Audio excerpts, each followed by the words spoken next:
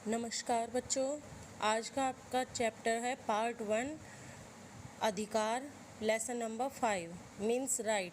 अधिकार क्या है? अधिकार का अर्थ देखिए, मनुष्य के सामाजिक जीवन को संपन्न और संभव बनाने के लिए समाज और राज्य की तरफ से मनुष्य को कुछ अधिकार दिए जाते हैं। ये अधिकार व्यक्ति को राज्य की ओर से इसलिए दिए जाते ताकि वह अपना संपूर्ण विकास कर सके। अधिकार ऐसी सामाजिक व्यवस्थाओं का या अवस्थाओं का नाम है जिसके बिना मनुष्य का सर्वोन्मुखी विकास करना संभव नहीं है। आधुनिक लोकतंत्रीय युग में अधिकारों का महत्व और भी अधिक है। इसी कारण लोकतंत्रीय देशों में संविधान द्वारा लोगों को महत्वपूर्ण अधिकार दिए जाते हैं ताकि व्यक्ति अपना सर्वोन्मुखी विकास कर सके। देखिए क्या है कि अधिकार क्या होते हैं। अधिकार कानून द्वारा दिए जाते हैं। ये आपके संविधान में भी है, जो आपको मौलिक अधिकार पढ़ाए थे मैंने। मौलिक अधिकारों में ही आपका ये चैप्टर इन्वॉल्व है। अधिकार कहाँ से आते हैं? अधिकार समाज में ही संभव है और इनका स्रोत भी समाज है।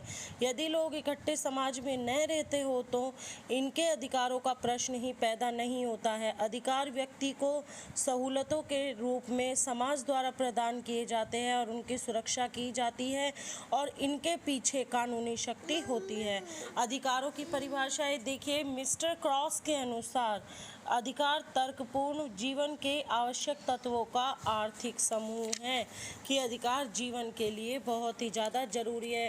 आपके मेन राइटर है लॉस्की। तो देखिए, लॉस्की ने बहुत सुंदर परिभाषा दी है। उनके अनुसार अधिकार उन सामाजिक परिस्थितियों का नाम है जिसके बिना कोई व्यक्ति पूर्ण रूप से विकास नहीं कर सकता। मतलब इनके बिना व्यक्ति का विकास संभव नहीं है। देखिए, अधिकारों की मुख्य विशेषताएं।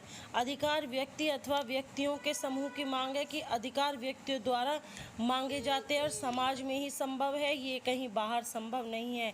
नंबर 2, अधिकारों की मांग उचित और नैतिक होनी चाहिए। देखो, आपको अधिकार है कि आपको अधिकार है कि आपको पढ़ाई जो है 6 से 14 साल की उम्र तक, अब तो 16 साल हो गई है, उम्र तक आपको पढ़ाई जो है वो फ्री दी जाए गवर्नमेंट स्कूल्स में। ऐसा नहीं है।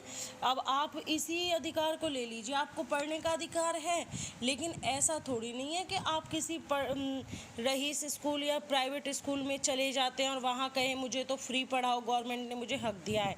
अधिकारों की मांग उचित व नैतिक होनी चाहिए। अधिकार समाज द्वारा स्वीकृत होने चाहिए। अधिकार जो है समाज द्वारा स्वीकृत होने चाहिए। आपको अधिकार है अपनी संस्कृति को बचाने का। आपके मौलिक अधिकारों में है शैक्षणिक अधिकार, सांस्कृतिक अधिकार। तो देखिए, सांस्कृतिक अधिकार तो है, लेकिन ऐसा नहीं है कि आप गलत संस्कृति को अपनाओ, आप ज़्यादा उल्टे टाइप के कपड़े पहनो जिससे कि हमारे आसपास का माहौल गंदा हो। अधिकार सभी के लिए समान है। देखिए, अधिकार एक छोटे बच्चे को भी अधिकार है कि 6 से 14 साल में उसके लिए मुफ्त पढ़ाई दी जाए, और एक जो 5 साल का बच्चा है उसके लिए भी सेम अधिकार है। जो मौलिक अधिकार है 6, वो सभी के लिए समान है। ऐसा नहीं है कि काले गोरे, ऊंचे नीचे, अमीर गरीब का इसमें भेदभाव किया जाए। इसके बाद है अधिकार सीमित होते हैं। अधिकार जो हैं वो सीमित होते हैं। इसका प्रयोग समाज के द्वारा स्वीकृत क्षेत्र में ही किया जाता है, प्रत्येक सामाजिक परिस्थितियों के क्षेत्र में सीमित होता है। अधिकार और कर्तव्य आपस में संबंधित है। देखिए, अधिकार और कर्तव्य आपस में संबंधित किस तरह से है कि आपका अधिकार दूसरे का कर्तव्य और दूसरे का कर्तव्य आपका अधिकार है। कि जब आप एक ही सिक्के के दो पहलू है। प्रत्येक अधिकार के साथ कर्तव्य शामिल है। मेरा जो अधिकार है वह दूसरों का कर्तव्य है और जो दूसरों का अधिकार है वो मेरा कर्तव्य है। देखिए, इसी तरह से जो मान लीजिए आपका अधिकार है, आप दूसरों को गाली गलौच नहीं देंगे तो उनका कर्तव्य है आपके अधिकार की पालना करना। अधिकार राज्य द्वारा सुरक्षित होने चाहिए। देखिए, अधिकारों को राज्य द्वारा सुरक्षा प्रदान की जानी चाहिए। अगर इन्हें कानून और राज्य सुरक्षा नहीं देता है तो इनके ऊपर जो कोई भी व्यक्ति आकर हस्तक्षेप कर सकता है। इसीलिए अधिकार जो है वो सुरक्षित होने चाहिए। अधिकारों पर किसी तरह की कोई रोक टोक नहीं होनी चाहिए, लेकिन अधिकार सही होने चाहिए।